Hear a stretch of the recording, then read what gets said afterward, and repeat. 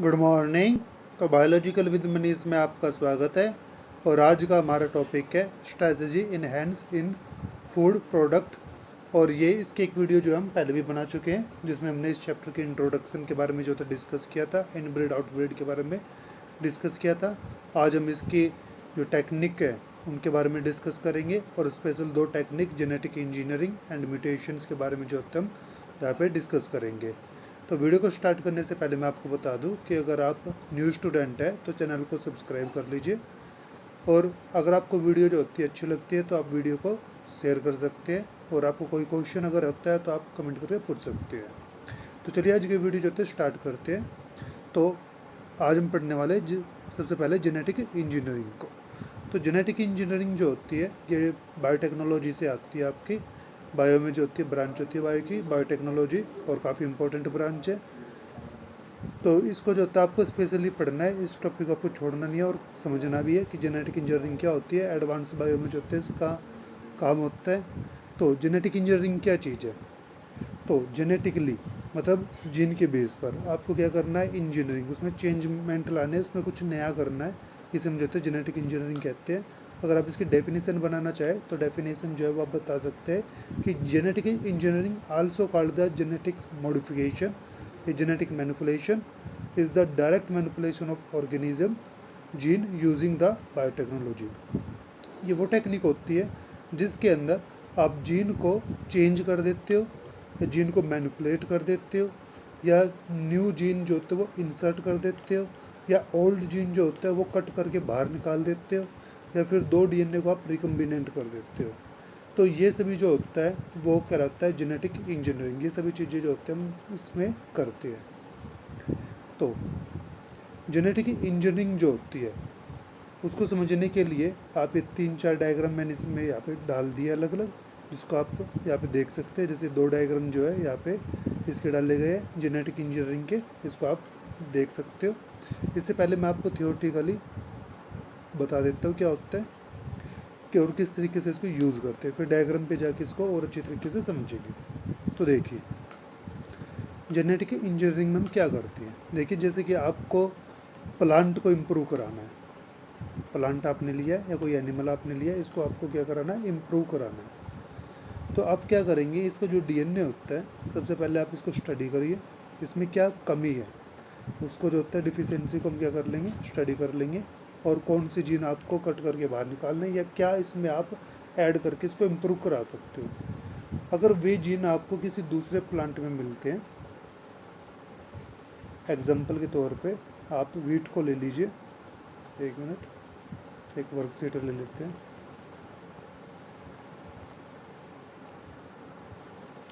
तो देखिए आपने क्या लिया है, 306 जो है वो आपने लिया है, और आपके पास है W47।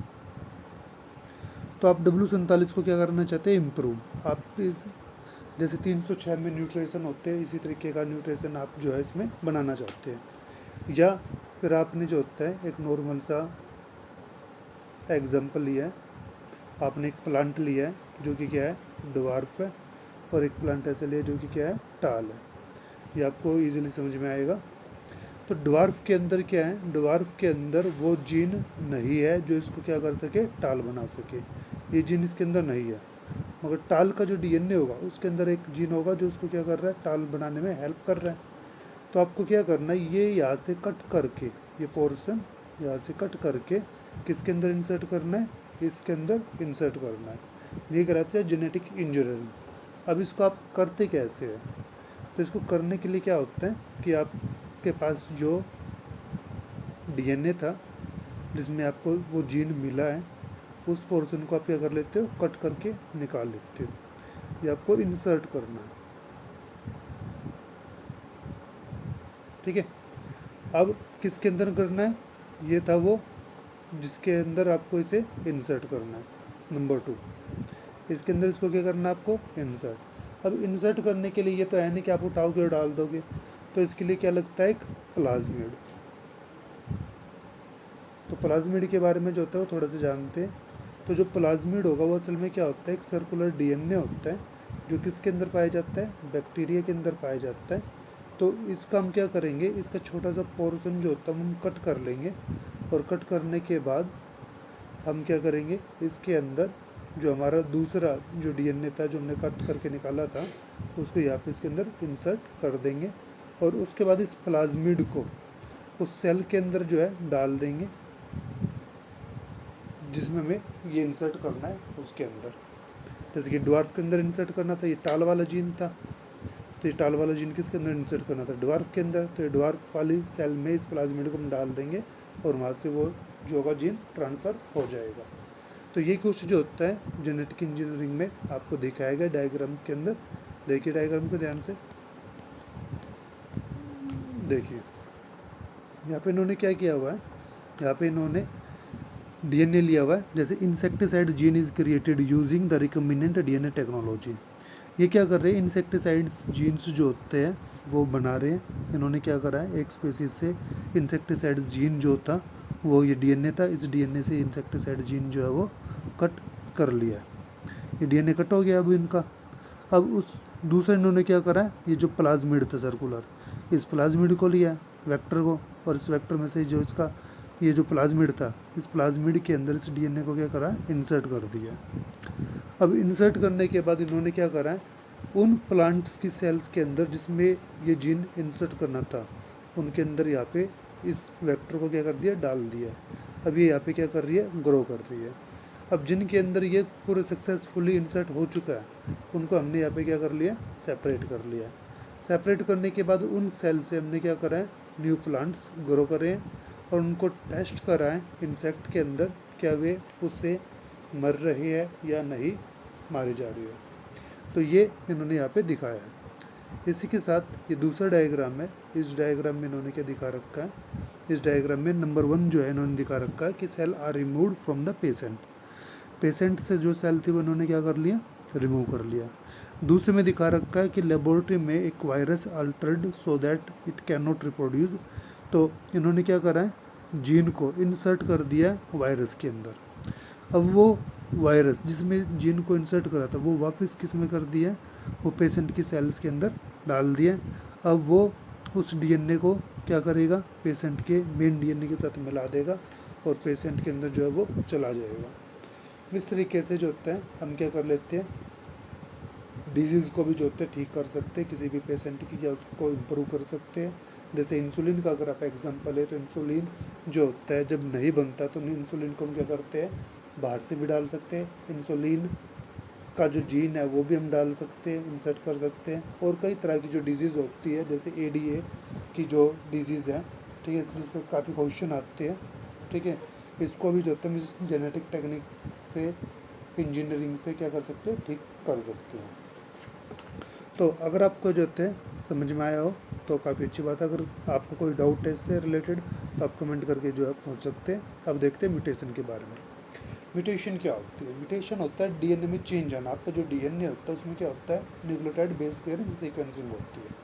जैसे आप देखते हो कि इसमें क्या होता है, एटीजी ऐसे, मतलब ये डीएनए होता है आपका जो कि हेलिकल फॉर्म में होता है और उसके अंदर क्या प्रेजेंट होता है यहाँ पे ATCG, और इसी तरीके से इसके कॉम्प्लीमेंट्री जो होते हैं यहाँ पे प्रेजेंट होते हैं। तो मेनली हम कह सकते हैं कि यहाँ पे क्या प्रेजेंट होते हैं, न्यूक्लियोटाइड बेस सीक्वेंस होते हैं जो कि इस तरीके से रहते हैं।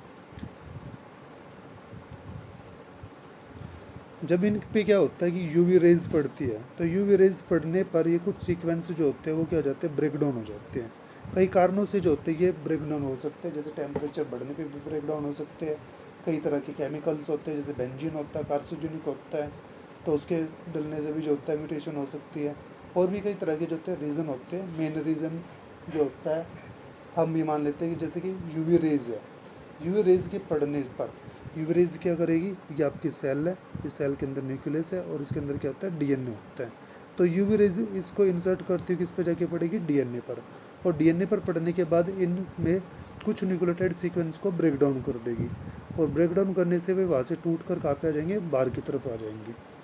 अब ये न्यूक्लियोटाइड सीक्वेंस जो होते हैं वो क्या कर रहे हैं, वो यहाँ पे दोबारा से ऐड हो जाते हैं। जैसे टूट के क्या आया था, टूट के बाहर आया था AC, और अब जो होता है ये जाके ऐड हो जाएंगे CA, इस तरीके से।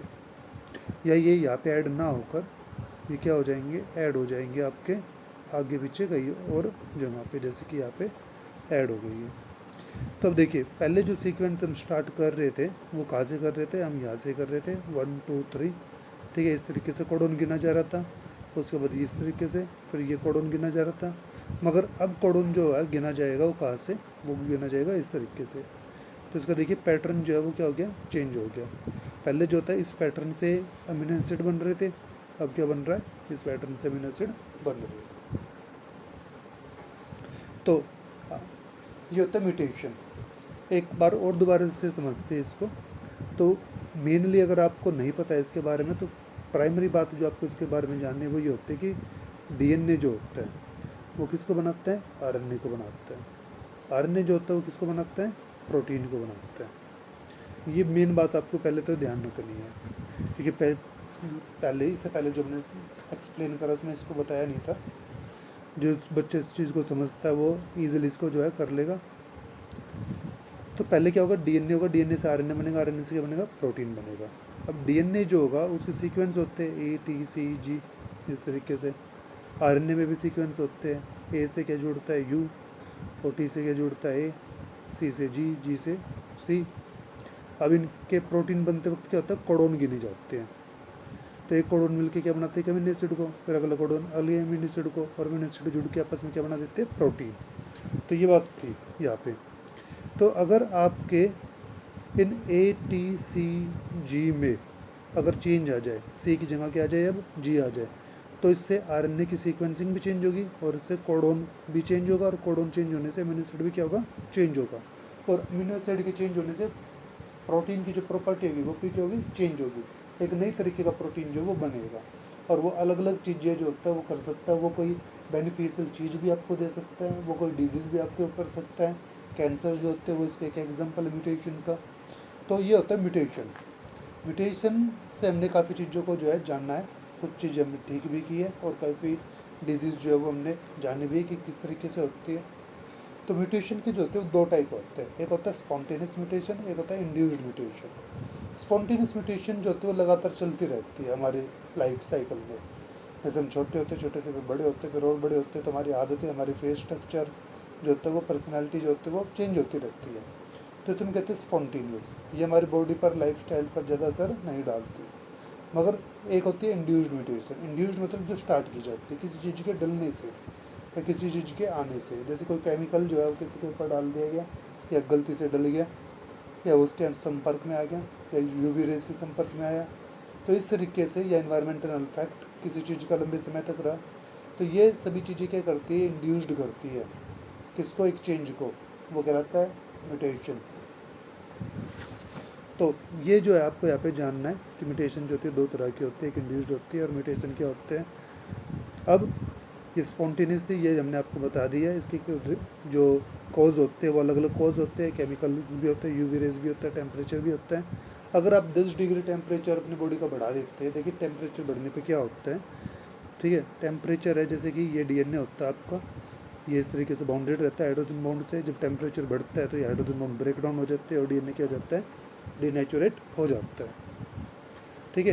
तो डीएनए डीनेचुरेट होकर जब दोबारा से रीनेचुरेट होगा, वापस सेलिकल फॉर्म में आएगा, तो उसमें कुछ एरर आ सकते हैं। तो 10 डिग्री अगर आप बढ़ा देते हो, तो 10 डिग्री बढ़ने पर क्या हो जाता है, डीएनए डीनेचुरेट होना स्टार्ट हो जाता है, और बाद में जब टेम्परेचर कम होगा तो डीएनए जो होता है क्या हो जाता है, वापस रीनेचुरेट होगा। तो उस कंडीशन में हम ये कह सकते हैं कि टेम्परेचर के कारण क्या हो सकता है, म्यूटेशन हो सकती है। तो ये बातें जो होती है आपको यहाँ पे याद रखनी है। अब देखिए यहाँ पे समझा रखा म्यूटेशन को किस तरीके से होती है, कि आपका डीएनए था, ये डीएनए था, अब ये यूवी रेज जो है वो आगे पड़ रही है किस पे, न्यूक्लियोटाइड सीक्वेंसिंग पे, और वहाँ पे इन्होंने क्या कर दिया, इसको ब्रेक डाउन कर दिया। अब ब्रेक डाउन होने पर जरूरी तो है नहीं कि वैसे के वैसे सीक्वेंसिंग आगे जुड़ेंगे, कुछ सीक्वेंसिंग आगे पीछे भी हो सकते हैं। अगर सेम जुड़ भी जाते हैं तो जो टूटी हुई सीक्वेंसिंग है वो कहीं और पे जाके जुड़ जाए, तो इस तरीके से जो है इसमें चेंज आ सकता है। नेक्स्ट स्लाइड में जो होता है और अच्छी तरीके से आपको दिखाया गया कि ये देखिए यहाँ पे आपके पास ये क्या था, डीएनए का पोर्शन था, सॉरी एक मिनट, ये था आपका डीएनए का पोर्शन था। इस डीएनए के पोर्शन को दिखाया हुआ है कि भाई देखो ये इस तरीके से जो थे जुड़े हुए थे, और यहाँ पे क्या हो गया, अब इसकी जगह दूसरा वाला जो है रेड वाला आके जुड़ चुका है, तो और ये बाकी भी जो है इसके साथ चेंज हो चुकी है। तो इसे हम कहते हैं म्यूटेशन। ठीक है। देखिए इसमें और अच्छे तरीके से बता रखा कि ये जो था, ये सीक्वेंस जो था, ये वाला जो है सी और जी जो था, ये ब्रेक डाउन होकर यहाँ पे क्या आ गया, टी और ए जो है वो आ चुका है, जिसके कारण यहाँ पे क्या हो जाएगा, कोडोन चेंज हो जाएगा और म्यूटेशन हो सकती है। तो ये था जो आज का हमारा टॉपिक, जिसमें हमने जो है 2 चीज़ों को पढ़ा है। जेनेटिक इंजीनियरिंग काफ़ी इंपॉर्टेंट है, काफ़ी क्वेश्चन इसमें आते हैं। बायोटेक्नोलॉजी की आपके पास यूनिट है, उसमें आप इसको काफ़ी डिटेल में पढ़ेंगे। और ये था म्यूटेशन को जो हमने काफ़ी अच्छी तरीके से समझा है, और जिसको समझ के हमने अलग अलग चीज़ों की डेवलपमेंट भी करी है साइंस में। तो ये दोनों ही जो है काफ़ी इंपॉर्टेंट टॉपिक बनते हैं। अगर आपको इससे रिलेटेड कोई भी टॉपिक रहता है तो वो आप जो है हमसे पूछ सकते हैं। जैसे कि देखिए यहाँ पे भी एक स्लाइड जो हमने लास्ट में रखी थी, जिसे हम जेनेटिक इंजीनियरिंग जो है वो देख रहे हैं कि किस तरीके से बैक्टीरिया से जो होता है टी आई प्लाज्मिड लेकर उसको वापस इंसर्ट कर दिया जाता है और उसे हम चेंज करके नया डीएनए, नया प्लांट्स जो होते हैं बना सकते हैं, नई किस्म का। तो ये था आज का हमारा टॉपिक, जिसमें हमने जेनेटिक इंजीनियरिंग और म्यूटेशन को जो है पढ़ा है। अगर आपका इससे रिलेटेड कोई भी क्वेश्चन है तो आप कमेंट करके पूछ सकते हैं। अगर आपको वीडियो अच्छी लगी है तो आप वीडियो को शेयर कर सकते हैं। Thank you.